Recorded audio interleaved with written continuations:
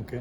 Okay, well here we are at the Spokane airport and we still have about an hour and a half, hour and 15 minutes, hour and 20 minutes before we board. Now, baby, we were thinking next summer of coming back, but we thought we might fly June 21st when summer starts. Oh, June 21st when summer starts. That'd be a good time to come. And then we'll rent a car in Spokane again.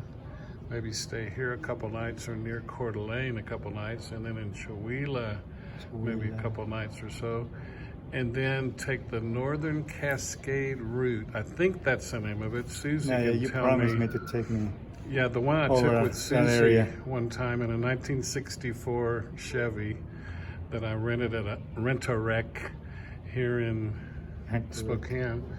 And so we would take that over to Seattle, stay in Seattle at a nice hotel a couple of nights, see Susie, and then drive back, I guess, the regular route. Canada also. Oh, that's right. Jorge wants to go to Canada, so Susie, you can maybe... I hope they let us.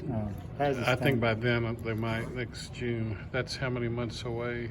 6 or 7, months. 8? Yeah. 8 months. I'm hoping. Anyway, that's our plan for next summer. And we may just fly and just like stay a couple weeks total and leave Buddy at home instead of driving and doing a long road trip, because we will have spent almost 5 weeks or about 5 weeks in Mexico in April. So to come back here, we might need to do it on a little bit more of an economy plan. And I guess that's about it. That sign might be symbolic. It says, "Go farther, go farther, go farther, young man."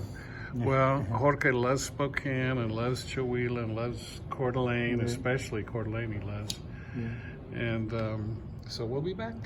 And all of this whole trip. Yeah, I knew Washington was beautiful, but I didn't know that part of Idaho was also gorgeous. Yeah, we really liked Idaho.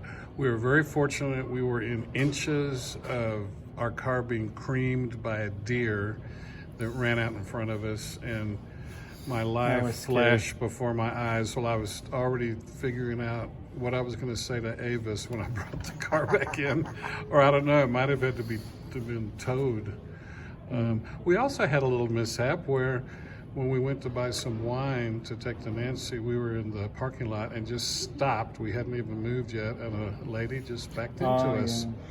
And I thought, oh Lord, that was at the beginning of the trip. But no, we got out. There wasn't a scratch on the car. And she looked so worried, and she says, "And I just lost my job. I'm not working." And I said, "Well, don't worry about it." And it's not a big deal. I said, "It's a rental car, so the insurance would have had to get involved, but no problem." And so she was relieved. So we had 2 near misses, I guess you could say, in our rental car.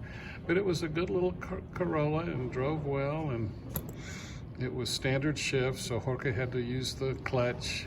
Yeah, no complaints. Just joking. Not yet, well, this is getting long, but we just wanted to tell you all. And Susie, you can tell us about maybe some little trip we can take to Canada once we're up in Seattle, and if we can take that the Northern Cascade route from up above Chewelah all the way over into Seattle. You can tell us about that later. Okay, love you, girls. Bye. Wear your mask. Wear your mask.